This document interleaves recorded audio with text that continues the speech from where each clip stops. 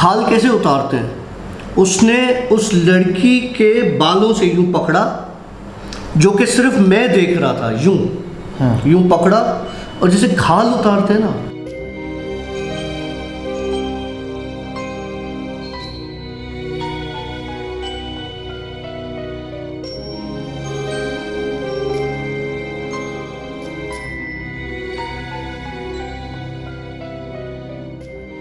और right friends, अस्सलाम वालेकुम, welcome to yet another Ashiq vlogs और वेडनेसडे जिन स्टोरीज के साथ काशिफ, मतलब डॉक्टर काशिफ। सर क्या हाल है? क्या तो मैं रिस्पेक्ट से बोलूँगा, डॉक्टर साहब क्या हाल हैं आपके? अल्हम्दुलिल्लाह, आप ठीक हैं? सर मैं अल्हम्दुलिल्लाह अभी तो काफ़ी बेहतर हूँ। वैसे पिछली स्टोरी में जो है आपने हिला के रख दिया था, लेकिन ये था कि जब उसको एडिट कर रहा था तो फ़िलहाल थोड़ी देर के लिए मैं सख्ते में था कि यार मेरे जैसा हट्टा कट्टा आदमी भी इतना डर सकता है, इतना खौफ मेरे चेहरे पर था।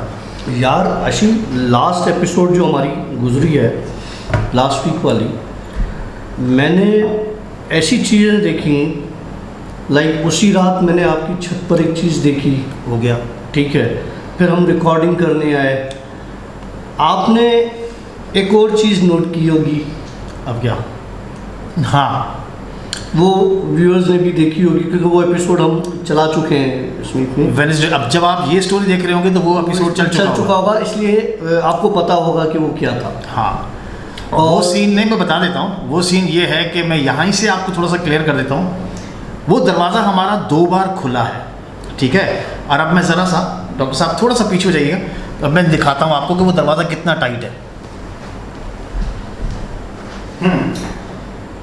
ये नॉर्मली देखें ऐसे नहीं खुलता, ठीक है, इसको खींचा जाता है। ये दरवाज़ा फुल बंद नहीं होता हमारा, ये दरवाज़ा सिर्फ लॉक होने की ज़रूरत ही नहीं है इसमें, मतलब कि दरवाज़ा जब बंद होता है तो यूँ फंस जाता है, जाम हो जाता है, तो उसको खींच के थोड़ा सा यूँ करना पड़ता है। लेकिन ये दरवाज़ा 2 बार खुला है और बंद हुआ है, फिर खुला है और फिर बंद हुआ है, और उसके बाद फिर डॉक्टर साहब को इस वाली पीछे वाली इस विंडो से कुछ डॉक्टर साहब को नज़र आया है, और जिसने हमें हिला कर रख दिया। और इवन जब मैं एडिट कर रहा था तो उस वक्त मैं ख़ुद भी परेशान था कि यार ये क्या हो रहा है सीन। मैं थोड़ा सा यूं हो गया था, डॉक्टर साहब बचा लो। तो ये चीज़ें होती हैं क्योंकि ये चीज़ें दुनिया में हैं, ये चीज़ें एग्जिस्ट करती हैं और हमारे सराउंडिंग्स में होती हैं। हमें महसूस नहीं होती क्योंकि हम महसूस नहीं करना चाहते। जब हम महसूस करना चाहेंगे तो ये चीज़ें महसूस होना शुरू हो जाएंगी। और वैसे भी मैं यहाँ पे क्लियर करूँगा, देख, महसूस होने की बात नहीं है। जब आप कोई भी चीज़ महसूस करना चाहोगे ना, जब आप अकेले में बैठे होगे तो आपको अलग अलग सी चीज़ें महसूस होंगी, ठीक है। आप इग्नोर करोगे कि भाई यार मैं कुछ भी नहीं, मैं ठीक हूँ, तो आपको इंशाल्लाह ताला उसी चीज़ से डर खौफ नहीं आएगा। लेकिन कभी कभार, जैसे मैं सुबह के टाइम एक दिन लेट नाइट जगा हुआ था, सुबह को मतलब सुबह होने वाली थी उस वक्त, तो मैं अपने टीवी लॉन्च पे जैसे बाहर गया, तब टीवी लॉन्च सब बच्चे थे, सब घर में सब सो रहे हूँ, मैं सिर्फ पानी पीने के लिए बाहर निकला हूँ, तो मुझे ऐसे फील हुआ जैसे कुछ है। मैंने हल्की यूँ टेढ़ी आंखें करके इधर उधर करके देखा, लेकिन मुझे कुछ फील नहीं हुआ। आगे भी शीशा, पीछे भी शीशे, जो खिड़कियों के शीशे होते हैं, मैंने कहा शायद यहाँ पे कुछ है, लेकिन कुछ भी नहीं था। लेकिन एक खौफ दिल में समा जाता है। अभी भी हम छत पे बैठे हुए थे थोड़ी देर के लिए, तो डॉक्टर साहब ने बोला पीछे देख, अपना दरख्त पर देख, तो मैंने दरख्त पे देखा, मुझे तो कुछ नज़र नहीं आया। मैंने कहा भाई मैं तो वैसे चश्मे पहनता हूँ, वैसे ही अंधा हूँ, और वो वाली नज़र तो वैसे ही नहीं है, लेकिन नज़र चाहिए इस चीज़ के लिए। डॉक्टर साहब मेरे ख्याल से स्ट्रेट अवे स्टोरी पे चलते हैं, ये इंट्रो काफ़ी। मैं रात की बात बता रहा हूँ। रात में तकरीबन कोई 1:30 बजे सोया हूँ, मूवी देख रहा था, तो सोते सोते जो मैं जागते जागते मैंने कहा यार मैं लाइट ऑफ करता हूँ और सोने लगता हूँ। मैंने रूम की लाइट ऑफ की अपने और लेट गया, क्योंकि मेरे लाउंज की लाइट जो है ना वो मैं जला देता हूँ अक्सर। अब तो रूम के बाहर मुझे ऐसा लगा कि कोई चल रहा है, क्योंकि मुझे पता है अब वहाँ पर तो जहाँ पर मैं हूँ वहाँ पे या चीज़ें तो हर जगह होती हैं, लेकिन मुझे नज़र आती है तो मुझे एक चीज़ की आदत हो गई कि ठीक है कुछ ना कुछ है, सही है, ठीक है, हो। इत्तेफाक की बात यह है कि रात जब मैं लेटा हुआ था तो कंटिन्यू मेरे रूम के दरवाजे के नीचे से छोटा सा स्पेस होता है, उसमें से कंटिन्यू साया नज़र आ रहा था जो लाउंज में यूं चल रहा था। मतलब वो जो दरवाजे के नीचे वाली जो जहाँ से रोशनी आ रही होती है छोटी बहुत, ठीक है, बहुत ना, वहाँ से मुझे एहसास हुआ कि कोई चल रहा है। और बाकायदा चलने का, जिस तरह कोई चले तो उसका साया कैसे नज़र आता है उस तरह से साया नज़र आया था। बहरहाल मैं उठा, एक बार मैंने दरवाज़ा खोल के देखा कि देखूं कि क्या चीज़ है, क्या नज़र आता है, क्या है क्या नहीं है। तो मुझे कुछ नज़र नहीं आया उस वक्त, मतलब कोई नहीं था। मैं फिर आके लेट गया। अब एक बार आपने एक चीज़ देख ली ना तो अब आपका दिमाग उसी तरफ जाएगा कि यार यहाँ मुझे चीज़ नज़र तो आती है लेकिन आज नज़र क्यों नहीं आई, सिर्फ साया नज़र आ रहा है। बहरहाल थोड़ी देर गुजरी, वहाँ वापस मेरी नज़र गई तो फिर मुझे साया नज़र आया कि यार कोई चल रहा है बाहर ना। ठीक हो गया। अब की बार मैं उठा नहीं, मैंने कहा मैं इधर से ही देखता हूँ कि ये कितनी देर तक ये सिलसिला चलता है। बहरहाल थोड़ी देर वो साया मुझे नज़र आया, उसके बाद वो साया ख़त्म हो गया। मैंने कहा मैं अब जाता हूँ पानी पी के, फ्रिज से पानी निकालता हूँ, पानी पी के और मैं आके फिर सो जाऊँगा। जो चल फिर रहा था वो मेरे ख्याल से चला गया। जैसे ही मैं उठा अपने बेड से तो मुझे दोबारा साया नज़र आया। ओके। अब साया ऐसे नज़र आया कि चलकर तो आया दरवाजे की तरफ, लेकिन दरवाजे पर आके वो खड़ा हो गया। मतलब वो नीचे से तो दिख रहा था? हाँ ठीक है।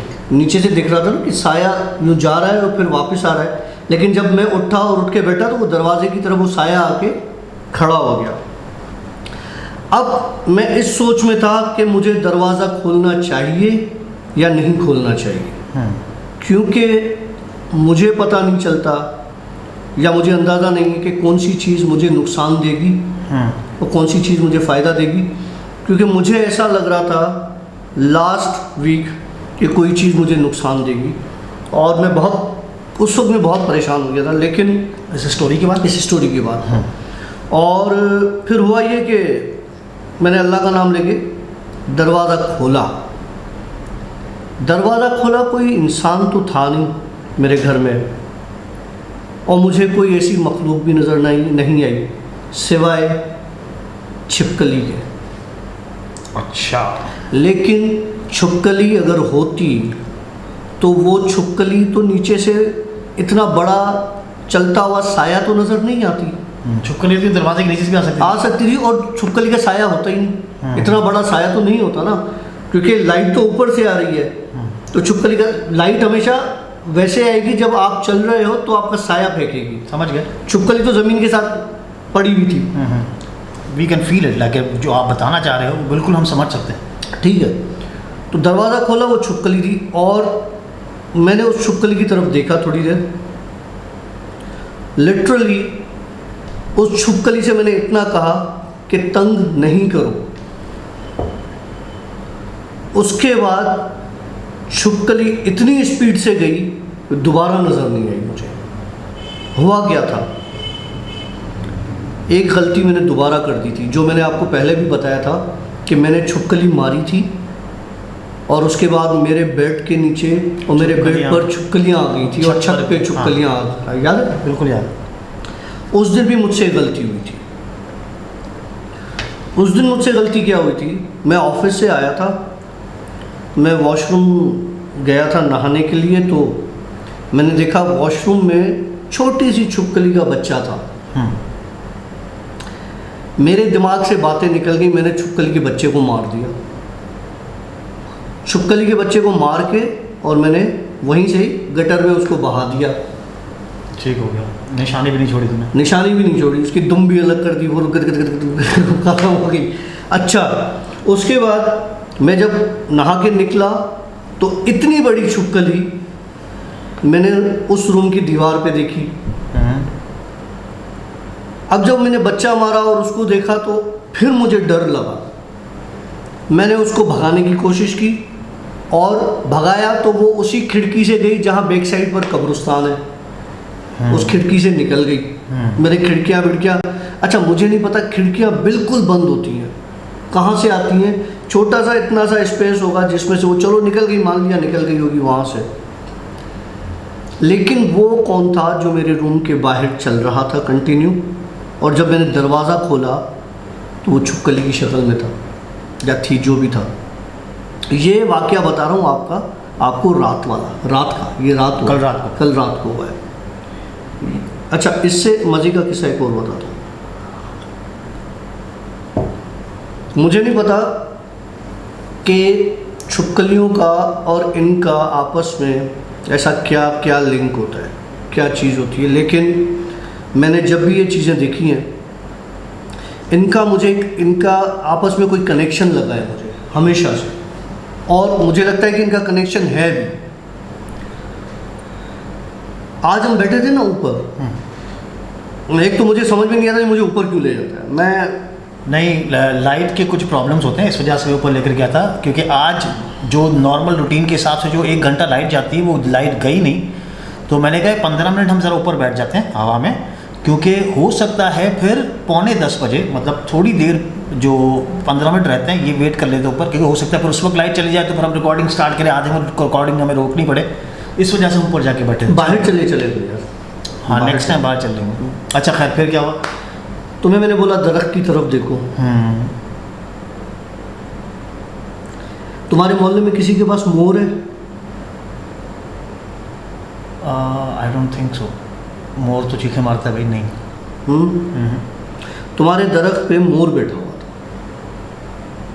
पीकॉक? हाँ। अच्छा, वो तो दरगाहों पे ज़्यादा नज़र आता है।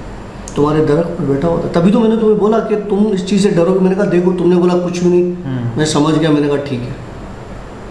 अच्छा, हम तो वैसे ही नाबीना आदमी हैं। अच्छा, फिर क्या हुआ? ये छोटा सा किस्सा है कि अभी जो हुआ है हमारे साथ, जो हमने मोर देखा है। लास्ट वीक का किस्सा सुनाता हूँ, सुना तुम? यहाँ वाला? हाँ। अच्छा छोड़, चले।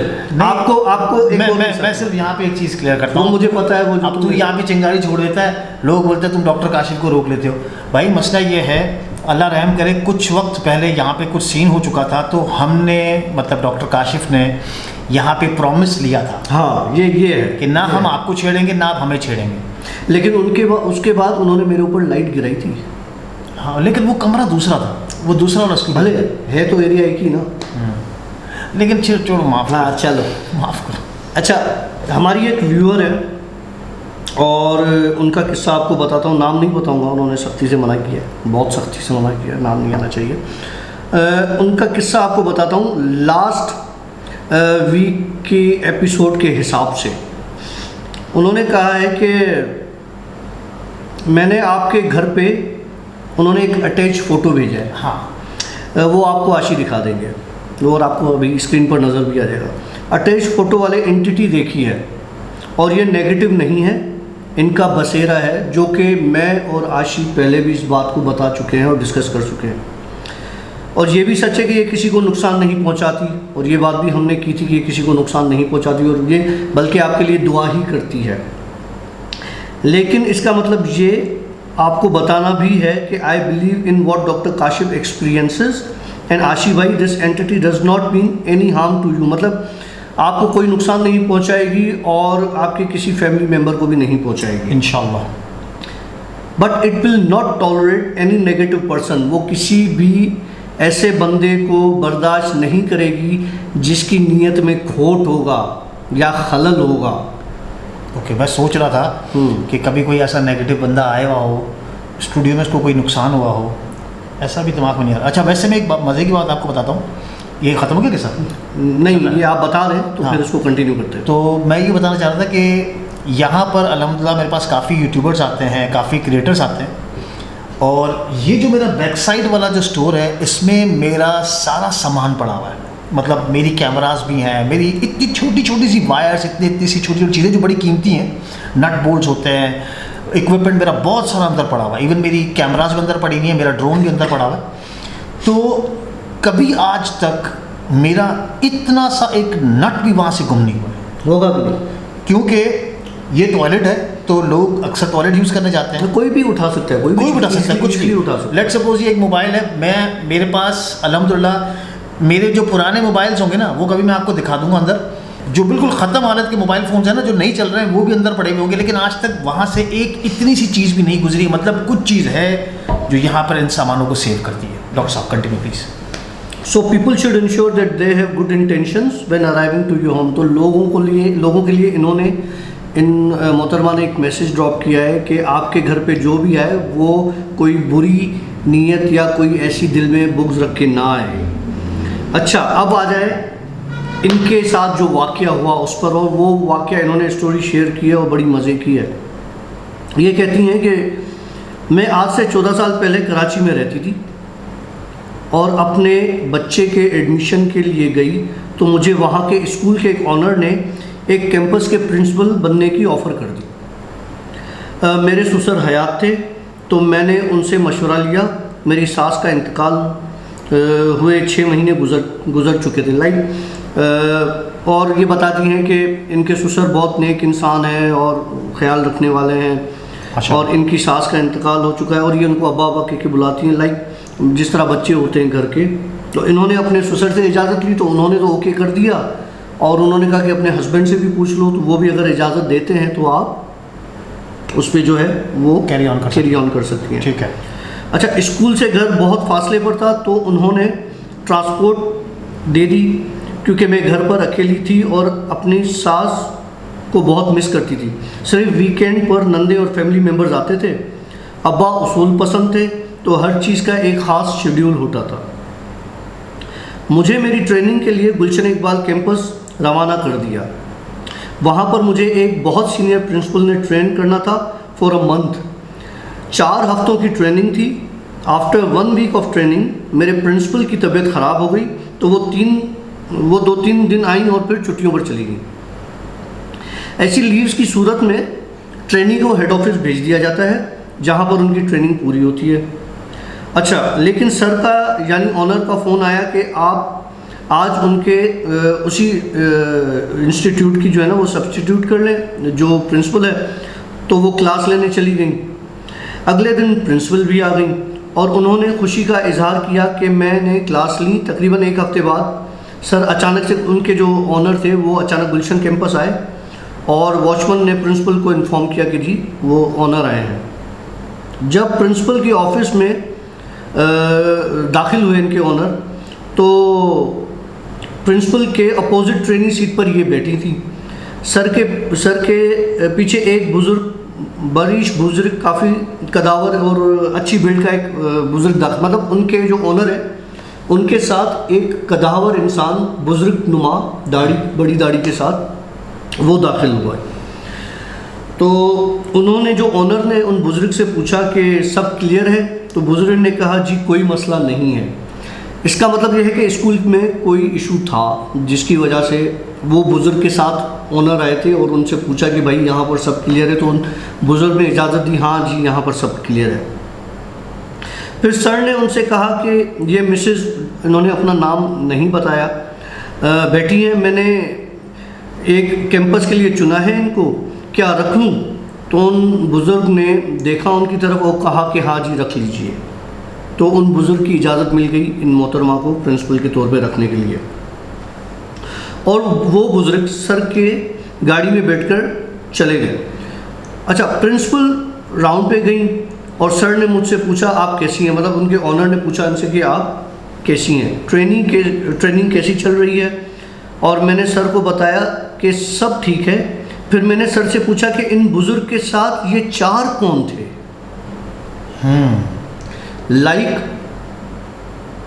कि जब इनके ऑनर आए ऑफिस में प्रिंसिपल की, वहाँ पर ये बैठी थी और ऑनर के साथ एक बुज़ुर्ग आए और बुज़ुर्ग से पूछा ऑनर ने कि क्या मैं इन्हें प्रिंसिपल रख लूँ और सब क्लियर है? तो बुज़ुर्ग ने कहा कि हाँ रख लें, कोई इशू नहीं है। और इसके बाद बुज़ुर्ग चले गए, लेकिन बुज़ुर्ग के साथ 4 और लोग कौन थे? सर से पूछा कि इन बुज़ुर्ग के साथ 4 कौन थे? सर बिल्कुल चौंक गए, मतलब ऑनर को भी अंदाज़ा नहीं था इस बात का और उनका जैसा दम ही निकल गया और उन्होंने दोबारा मुझसे कोई सवाल नहीं किया और चले गए। मुझे ट्रेनिंग के बाद उसी कैंपस का प्रिंसिपल बनाया जहाँ के लिए उन्होंने बुजुर्ग से मुतालबा किया था। ये उसी ब्रांच की प्रिंसिपल बन गई जहाँ पर ये बुजुर्ग लाए थे। तो ये इनको भी वो चीज़ें नज़र आती हैं जिस तरह से मुझे नज़र आती हैं, और मुझे पता है कि हमारे पास इतने व्यूअर्स हैं जिनको ये चीज़ें नज़र आती हैं। मैं आप लोगों से एक रिक्वेस्ट करता हूँ। रिक्वेस्ट ये है, ये किस्से अभी इनके पढ़े हुए मैं आपको इनकी एक दो स्टोरी और सुनाता हूँ, फिर अपने किस्से पर आएंगे। खुदारा आपको अगर कोई चीज़ नज़र आती है या आप फील करते हैं या हमारे व्लॉग में कुछ नज़र आता है, कुछ दिखाई देता है, कुछ मेरे साथ दिखाई देता है, कुछ आशिक के साथ दिखाई देता है, तो कमेंट में ज़रूर बताएं। हमें पता चले कि ऐसे कितने लोग हैं जो इन चीज़ों को देख सकते हैं, तो हम उन लोगों का एक ग्रुप बनाएंगे और हम उन लोगों का एक ग्रुप बनाकर, जो मैंने सोचा हुआ है, मुझे नहीं पता आशी का इस मुतल्लिक क्या राय होगी, जो मैंने सोचा हुआ है कि जिन लोगों को ये चीज़ें नज़र आती हैं, हम उनका एक ग्रुप बनाकर हम उन लोगों की मदद कर सकते हैं जो मुश्किल में है। तो प्लीज़ इस चीज़ को सीरियस लें, और जो आपकी चीज़ों को सीरियस नहीं लेते उनको भूल जाएं, छोड़ दें। अच्छा, अगर आप इस तरीके की ग्रुप में इंटरेस्टेड हैं तो आपको ईमेल एड्रेस भी डिस्क्रिप्शन में मिल जाएगी, तो आप हमें ईमेल के थ्रू कांटेक्ट करें। अच्छा, इनका एक दूसरा किस्सा बता रही हैं। वो कहती हैं कि 2 साल पहले मैं अपनी एक फ्रेंड के घर पर दावत में गई। उसके यहाँ एक और फैमिली आई हुई थी। उनकी एक बच्ची थी जो 14 साल की थी। जब वो बच्ची मेज़बान के बताए बच्चे के साथ कमरे में गई तो मैंने उसके वालिदा से पूछा कि आपकी बेटी के साथ कोई है, यानी जिन। तो उसकी वालिदा बेचारी परेशान हो गई और उन्होंने मुझे बताया कि उस बच्ची का बहुत रूहानी इलाज करवाया, कोई जिन था उस पर जो ख़त्म हो गया। मैंने उनको इन्फॉर्म किया कि नहीं, वो आता और जाता है, आप मंजिल पढ़ें और छोड़े नहीं। जब वो बच्ची कमरे से बाहर आई तो उसकी माँ ने मेरा तारुफ करवाया। उस बच्ची के हाथ पकड़कर मैंने उसको कहा, बेटा परेशान नहीं हो, तुम्हारी तकलीफ़ मैं जानती हूँ और अल्लाह हमारे साथ है। कुरान पढ़ने का एहतमाम करो और परेशान ना हो। अजीब बात यह है कि वो जिन चला गया था जब वो मेरे पास बैठी थी। उसके नन्हे मासूम आँखों से आंसू निकले जो सिर्फ उसकी परेशानी का अंदेशा दे रहे थे। फिर मैंने उससे उसकी पढ़ाई, स्कूल के बारे में बातें की। उसका दिल का हाल और वालिदैन की परेशानी सिर्फ अल्लाह जानता है। अल्लाह सब बच्चों को अपने हिफ्ज़-ओ अमान में रखे, आमीन। मेरी एक दरख्वास्त है, बच्चों को सर कवर करने के बारे में ज़रूर बताएं और उनको खुशबू इस्तेमाल करने से मना करें। बहुत तरह के ऊद और बखूर का इस्तेमाल करें। देखें, बच्चों पर ये चीज़ें ज़्यादा आती हैं, नज़र आती हैं। ठीक है, अब क्या हो गया? कुछ नहीं हुआ। तो हर हफ्ते कुछ ना कुछ ले आते हैं डॉक्टर साहब, फिर बोलते हैं कुछ नहीं है। अच्छा, तो हुआ ये कि उसके बाद बहरहाल वो बच्ची के साथ उन्होंने वो जो बात की, मतलब इनका कहने का मतलब ये है कि वो किसी के घर पे गई और वहाँ पर एक और ख़ानदान आया हुआ था, एक और फ्रेंड आई हुई थी, उसकी एक बेटी थी। वो उस घर के जो मेज़बान थे उनके बच्चों के साथ खेलने गई, तो उस बच्ची के साथ इन्होंने किसी एक और चीज़ को भी देखा जो बच्ची के साथ ही जा रही थी। उस पर इसने उस बच्ची की वालिदा से पूछा कि क्या आपकी बच्ची के साथ कोई और चीज़ भी है? तो उसकी वालिदा ने बताया कि हाँ, मेरी बच्ची के साथ एक जिन था जो अब चला गया है, लेकिन वो गया नहीं था, वो उस बच्ची के साथ ही था। मतलब उन मोहतरमा ने देख लिया? जी, इन्होंने देख लिया। अब ये कहती है कि लेकिन मेरा बहुत दफ़ा अच्छे जिन्नात से साबका पड़ा है, इसलिए ये बातों की जिन्नात भी इंसानों की तरह होते हैं, इसलिए प्लीज़ इनके बारे में जजमेंटल नहीं हो। जी, मुझे एंटिटीज़ फील होती हैं, अल्लाह की मसलहत है और मुझे अल्लाह के करम से रूहानी विर्द भी मिला है। फिर दोबारा और वाक़यात गोशगुजार करूँगी। लेकिन हर कोई नहीं करता और बाज़ लोग मजाक उड़ाते हैं। इसमें हमारे जैसे लोगों का कोई कसूर नहीं होता। शायद हम चैनलाइज करें तो लोगों की हेल्प कर सकते हैं। उन्होंने आखिर में बड़ी ज़बरदस्त बात की। इस बात पर मैं आप लोगों को बताता हूँ कि लास्ट एपिसोड में हमारे एक बहुत अच्छे व्यूअर है, अल्लाह उनको हिदायत दे, और मेरी तो दुआ है कि अल्लाह उनको सीधे रास्ते पर चलाए, क्योंकि उन्होंने जो गंदी ज़बान मेरे लिए इस्तेमाल की, मैं यहाँ पर किसी के साथ पर्सनल नहीं होता, तो मैं उम्मीद यही करता हूँ कि कोई मेरे और आशी के साथ पर्सनल ना हो। ऑफ कोर्स, पहली बात। दूसरी बात, अगर किसी को ये लगता है कि आशी को गाली देना नहीं आती या मुझे गाली देना नहीं आती, तो मेरे भाई हो सकता है हमें आप लोगों से ज़्यादा गाली देना आती हो, लेकिन हमारे वालिदैन ने हमारी वो तरबियत नहीं की कि हम उस जगह बैठकर जहाँ पर औरतें भी हों, बच्चे भी हों, बूढ़े भी हों, बुज़ुर्ग भी हों, कमेंट भी कर रहे हों, वीडियोस भी देख रहे हों, वो ज़बान इस्तेमाल करें जिससे हमारे किरदार को और हमारे ख़ानदान का पता चले। तो मेहरबानी करके कमेंट करें, क्रिटिसाइज़ करें, गालियाँ ना दें। ये मेरी एक रिक्वेस्ट है। मैं बड़ा सीधा बंदा हूँ, आशी बड़ा सीधा बंदा है, लेकिन हम एक लिमिट तक सीधे हैं। उस लिमिट के बाद हमारी एक व्यूअर के साथ एक हादसा पेश आया था, मैं उसको भी डिस्कस नहीं करना चाहता। वो आपको कमेंट में नज़र आ जाएगा, पिछले व्लॉग कमेंट में नज़र आ जाएगा। मैं नहीं चाहता कि किसी को किसी की तरह का नुकसान हो।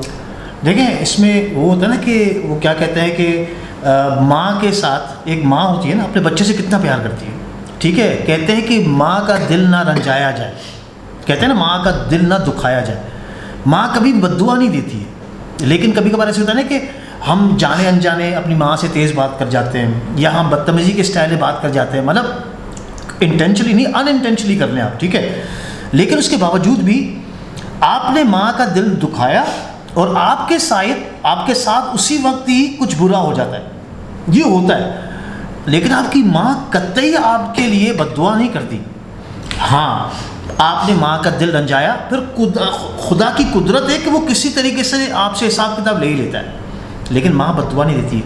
इसी तरीके से हम लोग भी आप लोगों के साथ एज अ भाई, as a baap, as a uncle, as a chacha, mama, जो समझ लें आप, हम उस हिसाब से डील कर रहे होते हैं। देखिए, ये सफ़ेद बाल हमने धूप में नहीं किए हैं, हम ज़ेर ज़बर के साथ बड़े अच्छे तरीके से मौतमाना अंदाज में गालियाँ दे सकते हैं, लेकिन हम गालियाँ नहीं देते, ठीक है। आप देख लें, हम हर कमेंट का रिप्लाई करते हैं, कुछ हार्श होते हैं, लेकिन फिर भी हम उसको तमीज़ से समझा रहे हैं। अगर आपस में आप लोगों का कोई फड्डा हो रहा होता है, हम उनको भी ठंडा कर जाते हैं, लड़ो नहीं यार। चल डॉक्टर साहब, आगे चल। किस्सा सुनाता हूँ आपको मज़े का। यूट्यूब पर एक हमारे व्यूअर है, उन्होंने कहीं से मुझे अप्रोच किया, क्योंकि मैं कराची में रहता हूँ, तो कहीं ना कहीं से जान पहचान निकल ही आती है। जैसे पिछले दफ़े तो मोबाइल मार्केट में किसी ने देख लिया था, तो इसी तरीके से कहीं ना कहीं से कोई पहचान निकल आई थी। और जो ज़रूरत में होता है ना, जो मुश्किल में होता है, वो कहीं ना कहीं से ढूंढ के निकालता है, और ढूंढने से अल्लाह भी मिल जाता है। मैं तो हसीस बंदा हूँ। तो हुआ ये कि वो बंदा मुझे कहने लगा कि काशिफ भाई, मसला ये है कि मेरी छोटी बहन है, मुझसे 1 साल छोटी है, और काफ़ी तकलीफ़ में हैं हम, बहुत परेशान हैं। सबसे पहला मसला ये है कि वो कभी कभी बहुत एबनॉर्मल बिहेव करती हैं, जिसकी वजह से उसके 3-4 रिश्ते ख़राब हो चुके हैं। अल्लाह रहम करे, ऐसे होता है अक्सर।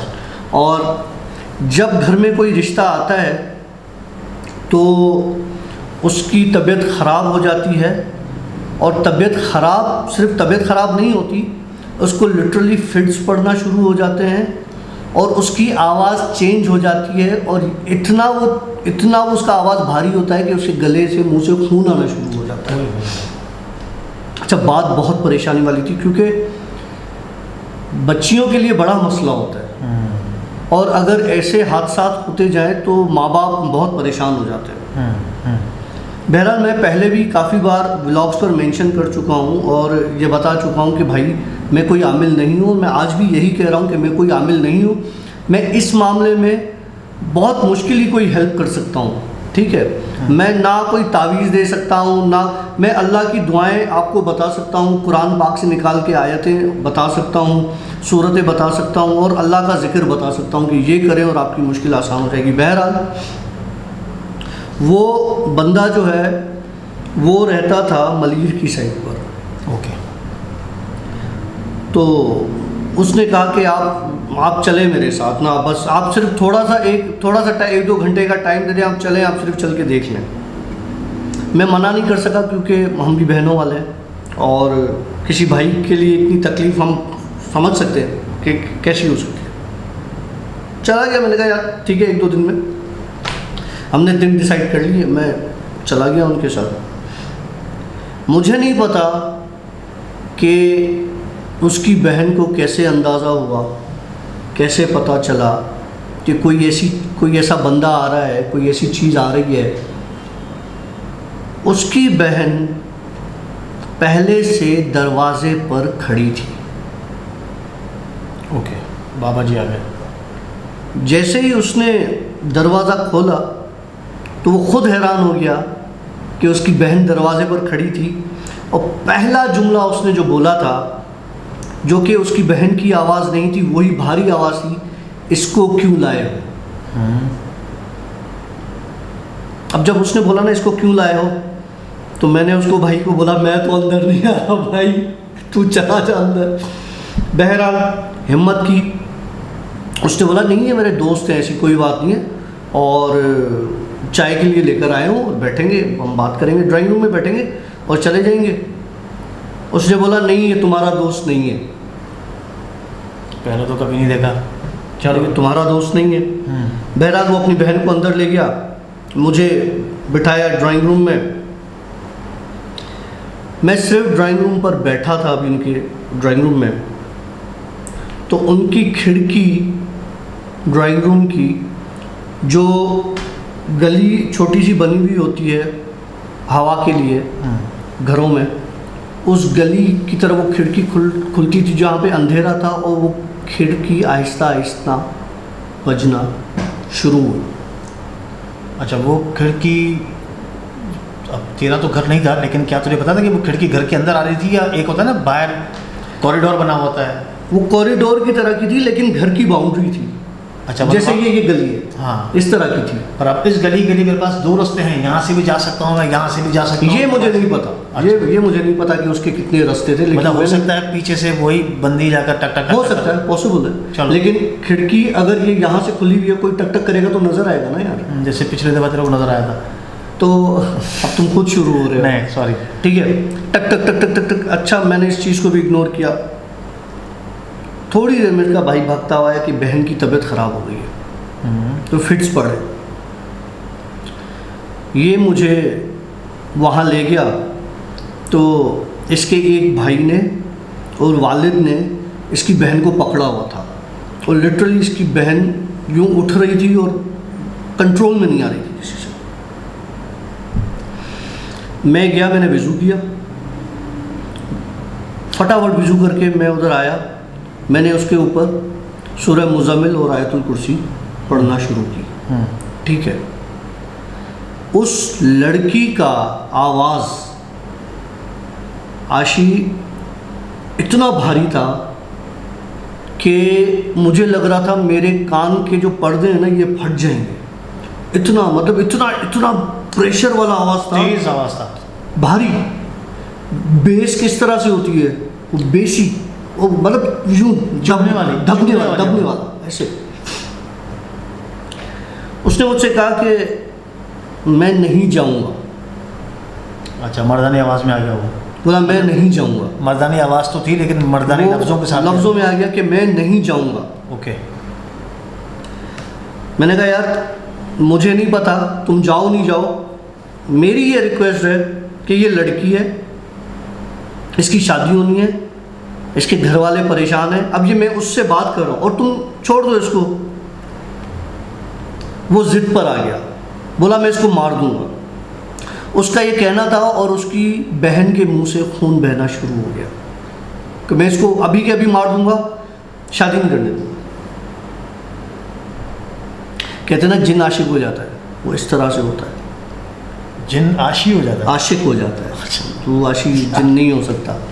अच्छा, जिन आशिक हो जाता है। फिर लेकिन जब उसने ज़िद दिखाई अपनी, मुझे नहीं पता कि वो क्या चीज़ थी जो मैंने देखी। एक नूर था, चमकती हुई चीज़ थी। वो यूं आई, खाल कैसे उतारते हैं, उसने उस लड़की के बालों से यूं पकड़ा, जो कि सिर्फ मैं देख रहा था। यूं पकड़ा, और जैसे खाल उतारते हैं ना, इस तरह से। ये तो शुरू हो गया किस्सा भाई का। यूं खाल यूं खींच के मैं देख रहा हूं कि उस लड़की की खाल उतार रहा है वो शख्स, लेकिन लड़की नॉर्मल है। उसके अंदर से वो जिस चीज़ को, जिस वजूद को मैं उखेड़ रहा है, वो बड़ी अजियत में है। जब उसने पूरी तरह उसको निकाल लिया ना, तो वो इतनी गंदी शक्ल का जिन था। वो नूरानी कोई चीज़ थी जिसने उसको यूं निकाला है। यकीन कर आशी, उस जिन ने उस रूहानी चीज़ की मिन्नतें तरले की हैं कि मुझे छोड़ दे, मैं दोबारा कभी नहीं आऊँगा। उसने नहीं छोड़ा उसको, और वो दोनों चीज़ें उसी वक्त गायब हो गई। वो लड़की, ये किस्सा अभी का बता रहा, बिल्कुल ठीक हो गई। 3-4 दिन हुए हैं। कल उसका एक रिश्ता आना है। आज उसके भाई ने मुझे बोला था, यार काशी भाई दुआ करना कि सब ठीक हो जाए। आप सब भी दुआ करना कि सब ठीक हो गया हो। इंशाल्लाह, इंशाल्लाह। वो लड़की जब होश संभाला, उसने मुझे कहा कि मैं, ऐसा लग रहा है कि आज पैदा हुई हूँ। कितनी अजियत में होगी बेचारी। और जब मैं पढ़ाई कर रहा था, जब मैंने मुकालमा किया उस जिन के साथ, जब उसने मुझसे कहा कि मैं नहीं जाऊंगा, ज़िद पर आ गया, मुझे नहीं पता चला कि वो कौन सी चीज़ थी जो मेरे फेवर में मेरे साथ आके खड़ी हो गई उस लड़की की मदद की, जिसको मैंने अपनी आँखों से देखा, जिसने उस लड़की से वो जिन निकाला। वो इतनी चमकदार चीज़ थी, और जिस चीज़ को चमड़ी की तरह उखेड़ के निकाला, वो इतनी बदसूरत थी कि आपकी सोच है। अच्छा, यहाँ पे किस्सा ख़त्म हुआ तो मैं एक सवाल पूछूं? पूछो। एक तो जब आप कह रहे हो कि वो नूरानी चीज़ आई और उसने उसको यूँ खींच के बाहर निकाला, ठीक है, वो चीज़ सिर्फ आपने विजुलाइज़ की, या जो कमरे में उसका भाई और उसके जो बाप खड़ा हुआ था उसने भी विजुलाइज़? सिर्फ मैंने देखी। उन्होंने सिर्फ उस लड़की की कंडीशन देखी कि जो उछल रही थी वो धीरे धीरे से नॉर्मलाइज होना शुरू हो गई थी। अच्छा, वो चीज़ निकलने के बाद लड़की किस सिचुएशन में थी? लड़की मतलब बिल्कुल बेहोश? नहीं, लड़की बिल्कुल नॉर्मल हो गई। मतलब लड़की को ऐसा लग रहा था कि कुछ हुआ ही नहीं, बल्कि उसने मुझसे ये कहा कि मुझे ऐसा लग रहा है कि मैं अभी पैदा हुई हूँ। मतलब उस लड़की को पता था कि उसके साथ क्या है। अच्छा, अब एक और सवाल। वो जो चीज़ आपने देखी, एक तो नूरानी चीज़ आपने बताई कि लाइट की तरह आई, ठीक है, लेकिन वो जो चीज़ भयानक चीज़ थी, उसका ज़रा हुलिया क्लियर कीजिएगा। आशी, अगर हम किसी इंसान को जला दें तो उसके टिश्यूज़ वगैरह सब जल जाते हैं, ठीक है, और उसकी शक्ल ऐसी हो जाती है कि मैं तुम्हें कैसे बताऊं, मतलब बहुत गंदी शक्ल। समझ गया, आधी स्किन लटकी हुई या मांस उतरा हुआ, बिल्कुल गंदी शक्ल वाला, पीप बह रहा हो, इस तरीके की हालत, बहुत गंदी शक्ल। ये एक मूवी भी थी, मुझे एकदम से मेरे दिमाग में वो कैरेक्टर सामने आ गया ना, थोड़ा सा बाल बिल्कुल गायब हो जाना, जलने के बाद स्किन लटक रही हो और पीप लटक रहा हो, अल्लाह माफ़ करे, मैं तो कुछ ज़्यादा ही डिटेल में चला गया।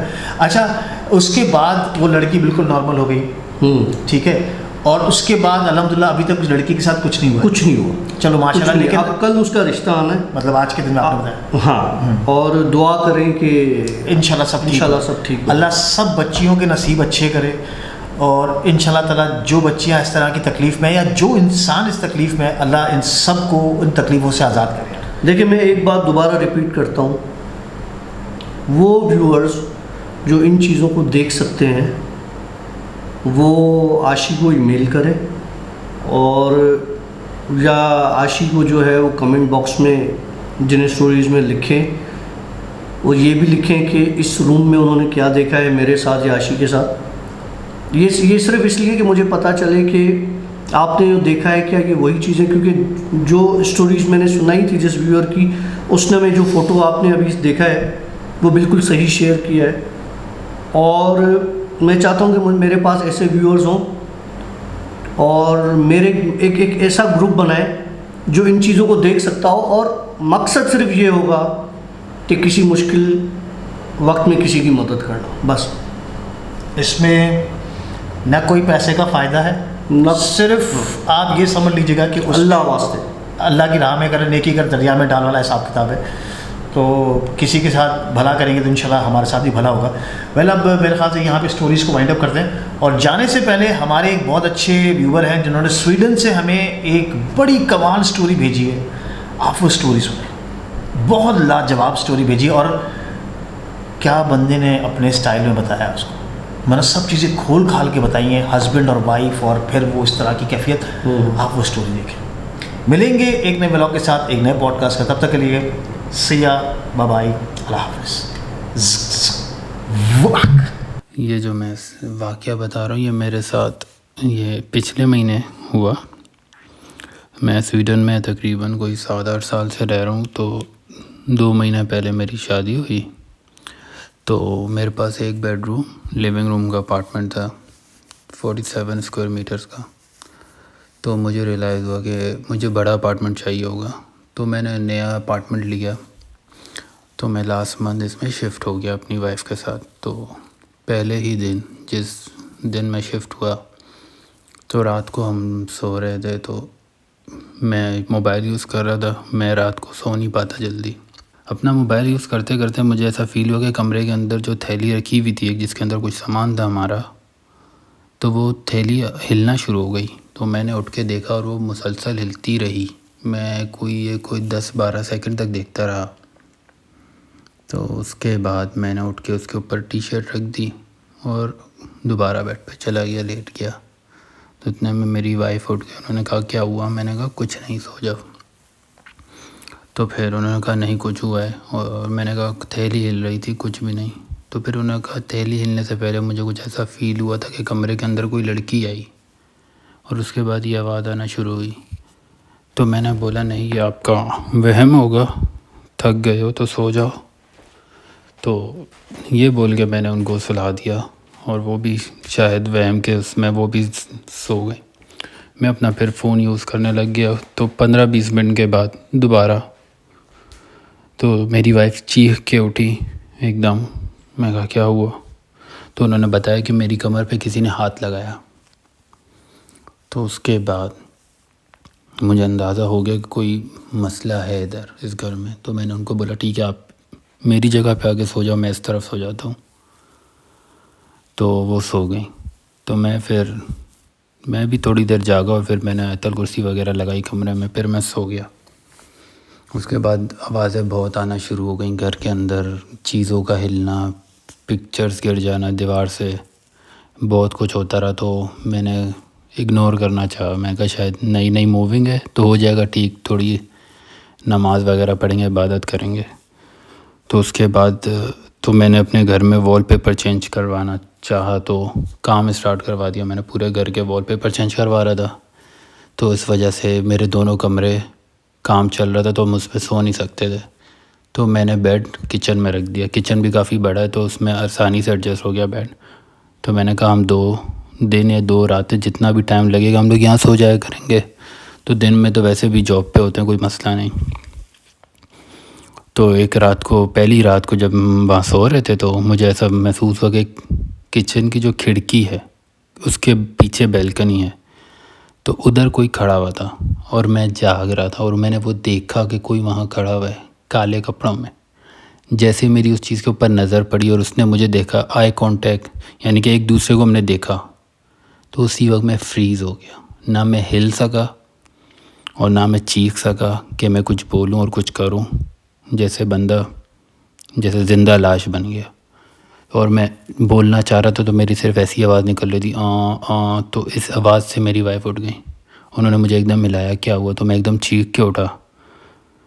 फिर मैंने उनको बोला कुछ नहीं। फिर उन्होंने पूछा क्या हुआ, ऐसा क्या हुआ? मैं कहा ऐसा मुझे फ़ील हुआ कि यहाँ कोई खड़ा हुआ था। तो फिर मैंने उठ के देखा, कुछ भी नहीं था। तो उसके बाद घर में मसले शुरू होते गए और होते गए।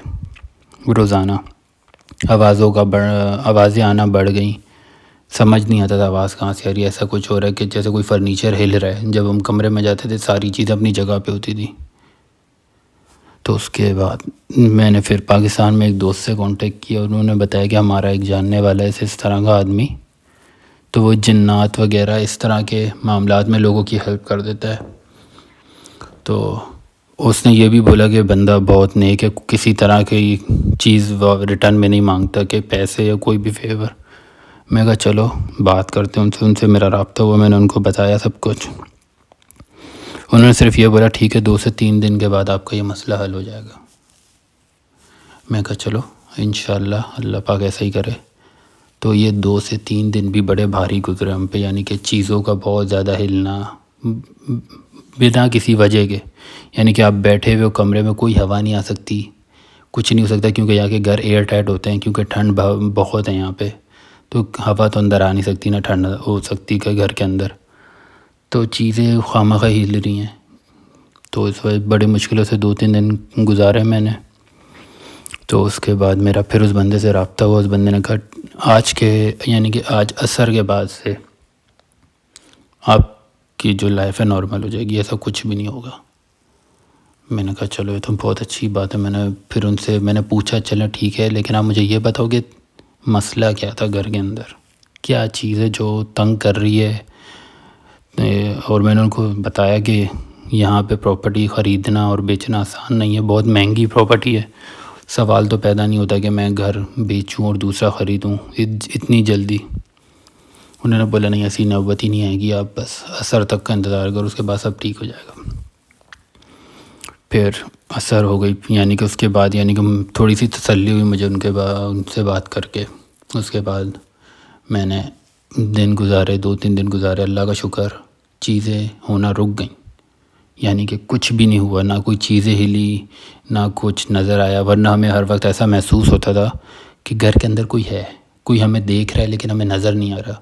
किसी की मौजूदगी का एहसास होता था। यानी कि आप गारंटी के साथ कह सकते हो आपके पीछे कोई खड़ा है, लेकिन आप जब मुड़ोगे पीछे कोई भी नहीं है, आपको फ़ील होता था। यानी कि वो बयान नहीं कर सकते वो फीलिंग, लेकिन जब आप महसूस कर लेते हो, जब आपके साथ ऐसा होता है, तो यानी कि फिर अल्लाह का शुक्र वो चीज़ें रुक गई।